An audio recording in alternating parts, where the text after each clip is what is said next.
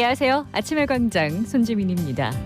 KBS 대구 1라디오가 봄 개편을 하고 새로운 모습으로 인사드립니다. 시그널 음악도 바뀌고요. 매일 아침 대구 경북의 주요 이슈와 지역민들의 목소리를 좀 더 생생하게 전해드리기 위해서 새롭게 마련한 코너들이 많습니다. 기대해 주시고요. 오늘은 두 기자의 시선 100대 1000 준비하고 있습니다. 지난주 국방부가 경북 성주와 김천에서 열렸던 사드 환경 영향평가 주민 설명회 모두 무산이 됐습니다. 윤석열 정부는 출범 초기부터 사드 기지 정상화에 대한 의지를 강력하게 밝혀왔죠. 환경 영향평가 결과와 내 집 앞에 사드를 들여놓고 있는 성주 주민들의 이야기까지 자세하게 들어보겠습니다. 3월 6일 월요일의 아침의 광장입니다. 먼저 이 시각 교통 상황과 날씨 전해드립니다. 서유리 리포터. 네, 먼저 고속도로 상황입니다. 경부고속도로 서울 방향 금호분기점 140km 지점부터 칠곡분기점 부근 145km 지점까지 5km 구간 정체되고 있고요. 중부내륙지선 창원 방향은 서대구 영업소부터 남대구 나들목까지 속도 떨어집니다. 이어서 시내도로 살펴봅니다. 호국로 9구터널에서 도곡내거리 방향 신호 2번 이상 받고 지나고 구암로 우남지에서 구암 3거리 방향 정체되고 있습니다. 성당로 두류공원 내거리에서 성당시장 내거리 쪽은 신호 2번 생각하셔야겠고요. 화랑로 화랑교에서 효목 내거리 방향 망우당 고가차도 지나면서 밀림과 풀림 반복합니다. 국채보상로 용산우체국 내거리에서 서성 내거리 구간 양방향 서행하고 있습니다. 끝으로 날씨입니다. 오늘은 개구리도 겨울잠에서 깨어난다는 경칩입니다. 대체로 맑은 날씨 보이고 기온도 평년보다 높겠습니다. 아침 최저기온은 김천 의성 영하 4도, 대구 2도로 시작하고요. 낮 최고 기온은 16에서 21도까지 오르겠습니다. 일교차 큰 날씨에 건강관리 잘 해주시고요. 대구와 경북에는 건조특보 발효 중입니다. 최근 앞산 산불도 발생한 만큼 산불을 비롯한 화재 사고 발생하지 않도록 각별히 유의하시기 바랍니다. 미세먼지 농도는 나쁨 수준으로 외출 시 마스크 착용도 꼭 해주시기 바랍니다. 현재 대구의 기온은 4.4도, 습도는 75%입니다. 지금까지 서유리였습니다.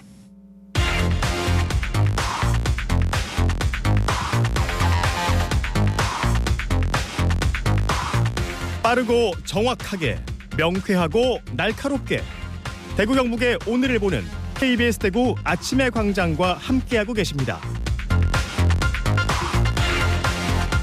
네, 아침의 광장 함께하고 계신 지금 시각 8시 32분 지나고 있네요. 대구 경북의 조간 브리핑으로 이어갑니다. 오늘 아침 뉴스 매일신문 김윤기 기자와 함께합니다. 안녕하세요. 예, 안녕하세요. 네, 어떤 소식부터 만나볼까요? 네, 먼저 주말에 발생한 앞산 산불 소식입니다. 네, 사람들, 시민들 특히 많이 놀라고 걱정했을 겁니다. 네, 토요일 오후 6시를 조금 넘긴 시각 남구 대명동에서 발생한 산불은 임야 4헥타르를 태우고 이날 오후 10시 30분쯤 주불이 잡혔는데요. 다행히 인명피해는 없었습니다. 네. 예, 앞산이 워낙 도심과 가깝기 때문에 아찔한 상황이었는데요. 네. 당시 화재를 목격했던 인근 사찰 관계자는 사찰 옆 등산로를 따라 삽시간에 산 정상부로 불이 번졌고 연기가 사찰을 뒤덮을 정도였다고 말했습니다. 네. 네, 오후 9시 30분쯤에는 불길이 산 능선을 넘어서려는 조짐까지 보였다면서 긴박했던 당시 상황을 전했습니다. 네, 밤 9시라면 꽤 늦은 밤이라 가지고 밤중에 불길 잡는 게 쉽지가 않잖아요. 또 잔불이 다시 살아날 수도 있고요. 예, 물론입니다. 불이 난 곳은 앞산 삼부능선 주변으로 야간이라 진화 헬기 동원도 어렵고 곳곳에 급경사지와 암석이 많아 진화에 어려움이 컸습니다. 네. 예, 소방당국은 산림당국과 함께 헬기 2대, 소방차 등 장비 56대, 진화대원 약 700명을 투입해 4시간 25분 만에 주불을 잡았습니다. 잔불 정리 작업은 일요일 오후까지 이어졌고요. 소방당국은 8일까지 소방차를 현장 주변에 배치해 혹여 불씨가 다시 살아나는 상황에 대해 24시간 감시할 계획이라고 밝혔습니다. 네, 정말 많은 장비와 인력이 동원돼서 그래도 불길이 잡히긴 했습니다만 오늘 아침 뉴스에서도 제가 대구 경북에 15일째 계속해서 크고 작은 불이 난다 이렇게 전해드렸거든요. 이게 건조한 날씨 탓이 가장 큰 건가요? 예, 기상청에 따르면 지난달 20일부터 전국적으로 건조특보가 확산하고 있습니다. 올해 1월부터 3월 4일까지 발생한 산불 184건 가운데 85건이 최근 한 주 사이 발생했는데요. 윤석열 대통령은 5일 관계부처에 산불 대책 기간을 지정해서 예방에 전력을 다하라고 지시했고요. 산림청은 산불 재난 국가 위기경보 단계를 주의에서 경계로 높였습니다. 네. 산림청에서는 특히 농번기를 앞두고 소각 등으로 인한 작은 불씨가 대형 산불로 번질 수 있으니 산림과 인접한 100m 이내에서는 화기 사용을 삼가야 한다고 강조하고 나섰습니다. 네, 화재가 특히 산불이요. 단기적인 재산 피해도 크지만 푸른 우리 지역을 유지하고 지키는 것이 얼마나 힘들고 또 중요한 건지에 대해서 우리에게 다시 한번 경각심을 불러일으키는 것 같아요. 이 푸른 대구와 관련된 소식이 또 다음에 기다리고 있죠. 맞습니다. 대구시가 이제 장기 미집행 공원에 투입할 돈이 계속해서 불어나고 있다면서요. 맞습니다. 장기 미집행공원은 행정기관이 공원으로 지정하고 나서 오랫동안 공원 조성 사업을 하지 않은 곳인데요. 법원은 주민들이 재산권 침해를 고려해 빨리 공원으로 만들거나 아니면 공원으로 만들 계획을 철회하도록 했습니다. 대구시도 2019년 장기 미집행공원 해소를 위한 종합대책을 발표하면서 공원화할 지역을 확정하고 보상에 쓸 돈도 계획을 했는데요. 당초 4,846억 원의 예산을 책정했는데 실제로는 이보다 47%나 많은 7,120억 원 정도가 들어 대구시 재정에 큰 부담을 줄 전망입니다. 7천억 원대라 비용 부담이 상당히 늘었는데 예산을 어떻게 마련하죠? 우선 비용이 늘어난 건 2019년 이후 부동산 화랑기를 지나면서 토지 가격이 계속 오른 영향이 크고요. 네. 일례로 범어공원만 해도 당초 1,400억 원에서 2,000억 원으로 토지 보상비가 급증했습니다. 결국 대구시가 732억 원이 지방채를 추가 발행하고 시비 1,500억 원 정도를 더 투입했는데요. 도심 녹지를 지키는데 대구 시민 한 명당 21만 7천 원씩 빚이 지워진 셈입니다. 네, 토지 보상비가 급증했다는 건 땅 확보가 쉽지 않았다는 얘기로 들리는데 그래도 계획한 면적만큼은 땅이 다 확보가 된 건가요? 아쉽게도 그렇지 못합니다. 대구시는 땅 주인에게서 땅을 직접 사는 협의 매수를 진행했는데요. 네. 재산권을 행사하겠다고 끝까지 버티는 지주들은 높은 금액을 불렀겠죠. 네.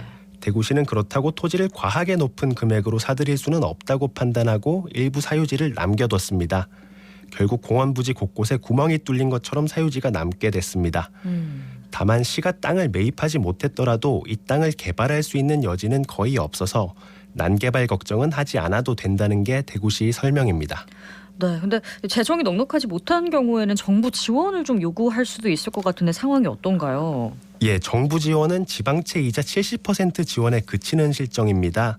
원금도 원금이지만 대구시가 올해 부담해야 하는 연간 이자만 30억 원에 달하고요.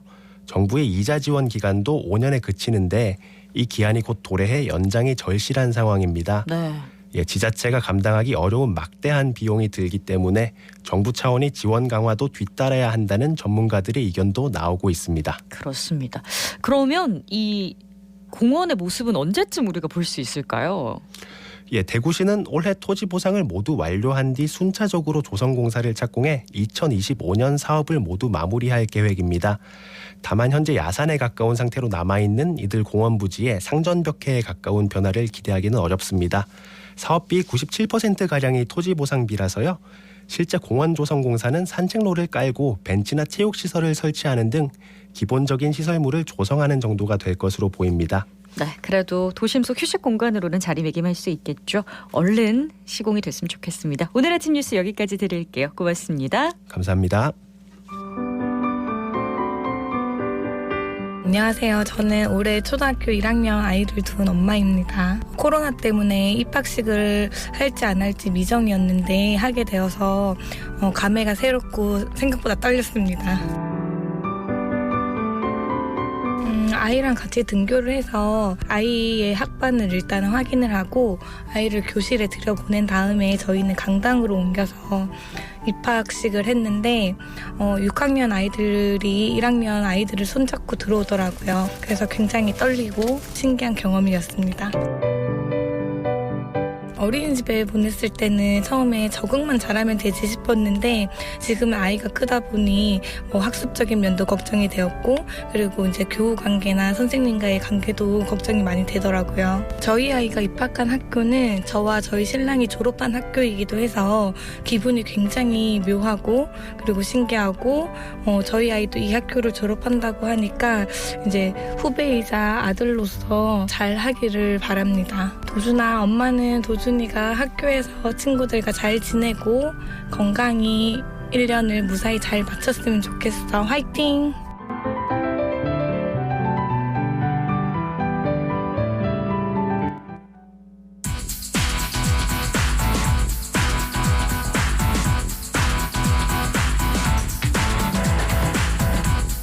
네, 경향신문 백경열 기자, 뉴스민 천용길 기자와 함께하는 두 기자의 시선 100대 1000입니다. 안녕하세요. 네, 안녕하십니까.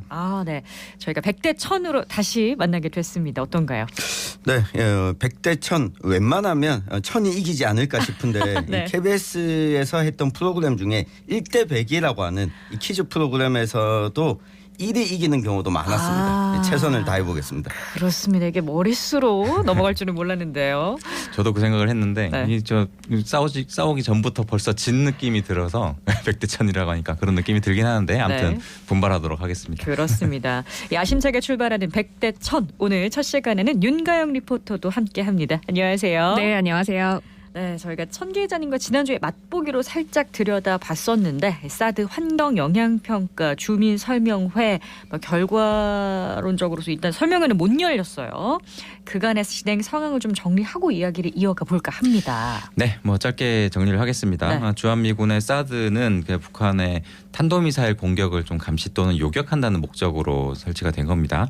박근혜 정부 때인 2017년 4월 사드 발사대 2기와 레이더 등이 좀 임시 배치됐고요. 네. 당시 정부에서는 통상 6개월 정도 걸리는 이 소규모 환경 영향 평가를 통해서 정식으로 배치할 계획이었는데 당시 또 아시겠지만 대통령 탄핵이 있었고요. 네. 또 중국이 거세게 반발을 했어요. 또 경제 보복 등으로 맞불을 놓는 바람에 그렇죠. 정식 배치는 하지 못했고 차질을 빚었습니다.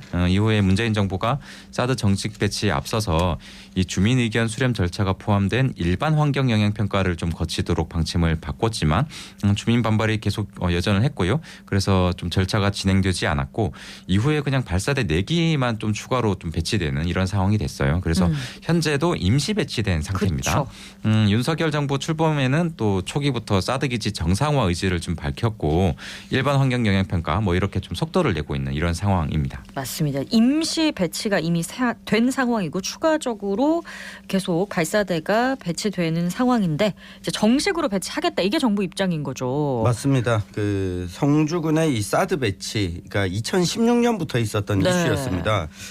당시에 공직자들 그리고 정부에서 이 주민들과 좀 협의하지 않고 이 성주군을 부지로 결정하면서 논란이 있었던 것은 사실이지만 사드와 관련해서는 우리 국방에 있어서 굉장히 좀 중요하다. 제가 정부 입장에서 좀 살펴보면 네. 지금 현재도 남한과 또 북한과의 관계가 이 긴장 관계고 여기다 중국까지 국제 정세 속에서 이 사드가 가지고 있는 필요성은 이 정부 입장에서 중요하다라고 강조할 수밖에 없습니다. 네. 다만 그동안 좀 주민들과 협의가 좀 부족했던 부분. 이 박근혜 정부 때 배치를 결정하고 문재인 정부 5년 동안 임시 배치라는 명목으로 실제 레이더 가동을 상시적으로 할 수 없는 상황이었습니다. 이 사드를 들여다놓고도 제대로 운용하지 못했기 때문에 이걸 좀 정상화하겠다. 게다가 2020년에 미국 국방부에서 우리 장병들이 지금 숙소도 제대로 없고 임시 배치라는 명목으로 이렇게 근무하고 있는데 입장 바꿔 생각하면 이게 가만히 두고 볼 일이냐 이런 지적을 하기도 했었거든요. 네. 한미 간의 관계를 풀기 위해서라도 이 정식 배치 이 절차를 진행할 수밖에 없다는 게 이 정부의 입장입니다. 네, 정부 입장에서는 아무래도 군 관련 기밀들이 또 포함이 돼 있기 때문에 시민들과 너무나 가깝게 소통하기는 좀 어렵지 않았나 네. 이런 생각도 할 수밖에 없는데요. 일단 주민 설명회가 열리기로 한 성주에 가영 씨가 다녀왔죠. 네, 그렇습니다. 저는 지난 2일 오전 9시 50분쯤 현장에 도착을 했는데요. 주민 설명회가 열리기로 했던 장소가 성주 초전면 행정복지센터였습니다. 있었습니다. 입구에서부터 주민과 사드 반대단체 체원 70여 명이 피켓과 현수막을 들고 사드에 반대하는 이유에 대해서 이야기를 하고 있었고요. 또 설명회가 열리기로 한 강당은 문조차 열지 못했습니다. 주민들과 반대단체 회원들이 문을 막고 있었기 때문인데요. 국방부 측은 1시간가량 대기만 하다가 발길을 돌렸습니다. 현장 소리 들어보시죠. 환경평가 필요 없다. 불법 사드 철거하라. 철거하라. 주민 대표 데리고 와서 주민 대표가 있을 거 아이가? 가장 기가 막히네. 주민 대표 이까지 데리고 와서 주민 설명을 하란 말이야. 주민 대표 오늘 보자. 국영분이 무슨 주민 설명을 해라. 국방부 대표로 왔으니까 내 질문에 답부터 먼저 하세요. 죄송합니다. 아니 주민 대표도 나오지 못하는 환경 영향 평가가 적법한 겁니까? 당신들도 국방부 당신들도 눈이 있으면 보시라고 이 할매들 한번 보시라고 7년을 살아왔잖아 7년을. 우리 성주 토전 복제관에서 주민 설명회는 무산된 걸 알려드리겠습니다. 오늘은 소성리에서 1차적으로 6시에 모여가 평화 집회를 했고 국방부에서 나와서 설명회를 한다고 했잖아요. 불안해서 아침도 정말로 먹는 둥 마는 둥 하고 바로 다들 할머니들 여기 나오셨거든요. 그래서 설명회 자체를 그냥 몸으로 막은 거예요. 마음이 편하지만 않죠. 오늘 설명회 다음에 한 번 더 하면 했는 걸로 간주하고 통과시킨다고 하잖아요. 그럼 우리 상식으로는 설명을 해야 설명회가 되는 거잖아요. 2번 하면은 통과하는 걸로 그렇게 정해다. 그리고 그 자체도 우리 인정할 수가 없어요. 그 주민 대표한테 우리가 자 제대로 환경 영향 평가하는지 감시 감독을 해라. 어떻게 요구를 할 수 있는 그것도 지금 우리한테 안 주잖아. 이거조차도 막아버리고 발표만 정상이다. 이렇게 해버리면 우리가 그걸 어떻게 믿을 수가 있습니까? 못 믿죠. 네, 지금 주민 대표를 좀 데리고 와서 설명해라 이런 얘기가 나오고 있는데 어떤 얘기일까요? 네, 이게 환경영향 평가를 진행하게 되면 이 평가 협의회를 구성하게 됩니다. 네. 지역의 주민을 포함해서 전문가들까지 이 협의회를 열게 되는데 여기에 주민 대표도 추천을 받았습니다. 네. 이 당시 이 주민 대표 추천을 받았을 때 이 사드 반대 단체 쪽에서는 이게 일방적인 사드 정식 배치 수순이다라고 참여하지 않았고 정부 차원에서 그러면 이 성주군 초전면 소성리 일대 주민들 말고 성주군 전체의 주민 중에 한 명을 추천받겠다라고 네. 했는데 이 대표로 참석한 사람이 누군지 드러나지 않았습니다.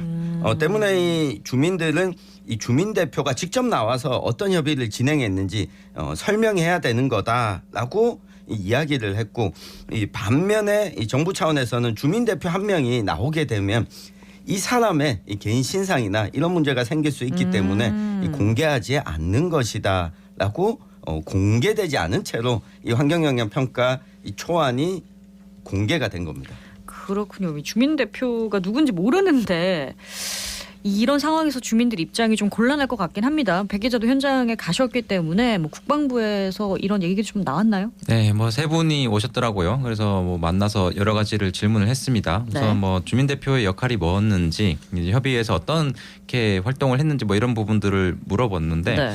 여기에 대해서는 뭐 이제 구체적으로 확답을 안 했고요. 그 뭐 협의회 내부적으로 좀 이루어진 사항이라서 뭐 여기선 답변하기 어렵다. 뭐 이렇게 좀 피해가는 모습을 보였습니다.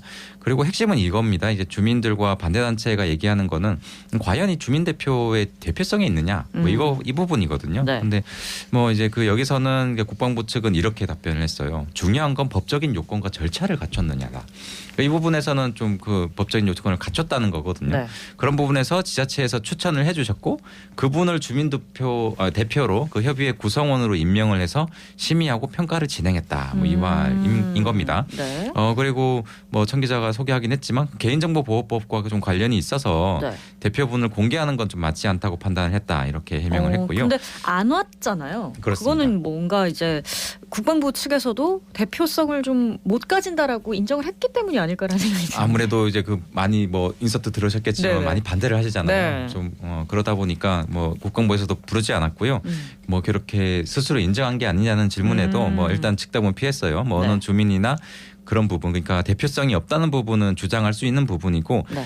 이분들 같은 경우에는 사드 설치를 반대하는 입장이기 때문에 네. 대표 공개를 좀 요구한 것 같다. 뭐 이렇게 말씀을 하셨습니다. 네, 일단 초안에 담긴 내용들 한번 볼까요? 환경 영향 평가에. 네, 지금 공개된 이 공람된 초안을 보면 21페이지 정도입니다. 네. 그러니까 전체가 공개할 수 없는 부분이 있거든요.